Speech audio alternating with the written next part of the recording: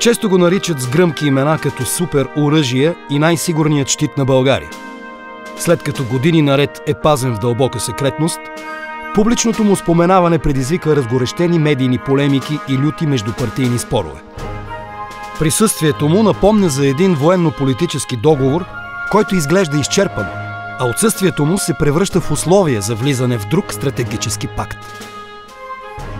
Така Националният военно-исторически музей в София става най-подходящото място, което историята му отрежда.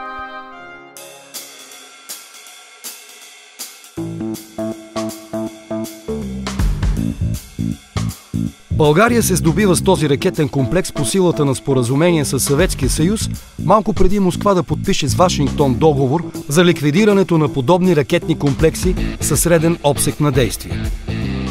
Натоварено на вагони, оръжието пристига у нас в ферибота Варна-Иличовск. По фериботния комплекс Варна-Иличовск, този истински мост през морето, тръгна потока на богатия стокообмен. Специалната композиция влиза във военния завод 9 май в Червен бряг по-тъмно на 15 октомври 1986 година. По това време нито един от работниците и служителите на завода не е там. Малко преди полунощ започва разтоварването.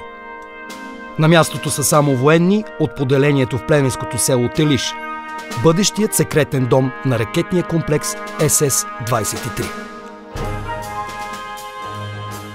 Всъщност, официалното и оригинално название на този оръжеен комплекс е 9К714 ОК. По ирония на съдбата, гражданственост получава натовската му класификация и така го наричат и до днес дори най-големите носталгици от времето на Варшавския договор.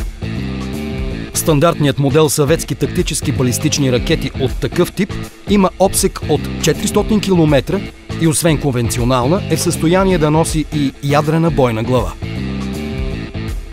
Всички възли на системата са поместени в една машина, наподобяваща бронетранспортьор. Подготовката за пуск е само 15 минути, а стартът трае няколко секунди след подаването на команда. Ракетата лети с много висока скорост и по време на полет може да бъде пренасочвана, което прави противодействието срещу нея изключително трудно.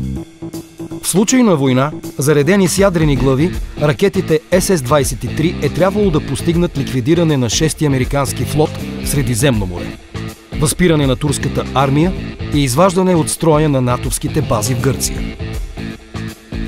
България закупува 16 ракети СС-23 и 8 пускови установки, като към всяка установка има по още една трета резервна ракета.